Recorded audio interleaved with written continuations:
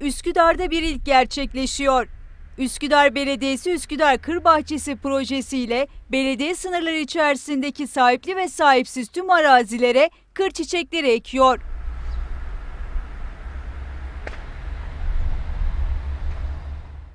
Fransa'dan getirtilen tohumlar Üsküdar'ı rengarenk bir çiçek bahçesine dönüştürüyor. Temizlik İşleri Müdürü Salih Uzun projenin çıkış noktasını anlatıyor.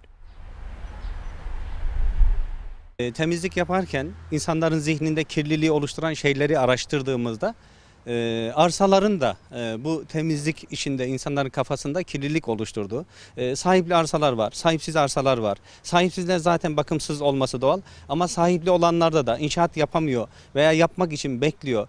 Kendisi İstanbul dışında. Bu arsaların ilgilenme şansları yok. Dışarıdan moloz atılıyor, inşaat atılıyor, yabancı otlar büyüyor, yabancı hayvanlar bulunuyor. Biz buraların da temizlenmesi gerektiğine inandık. Temizlemeye başladık. Birçok malzeme çıktı ama tekrar kirlenmemesiydi asıl proje. Burada çıkış kaynağımız. Kirlenmemesi için ne yapabiliriz? İşte etrafını baraka yapabiliriz, duvar örebiliriz. Bu daha çok kirlilik oluşturacaktı şehir açısından. İnsanların çöp atamayacağı bir ortam oluşturmak istedik. Bu fikirle çiçek ekmenin uygun olacağı, çiçek ektiğimiz zaman böyle bir görüntü oluşturduğumuzda insanların buraya çöp atamayacağını düşündük ve proje buradan çıktı. Yapılan çiçeklendirme çalışmaları sadece çevreyi güzelleştirmekle kalmıyor, aynı zamanda boş arazilerin temizliğini de sağlıyor.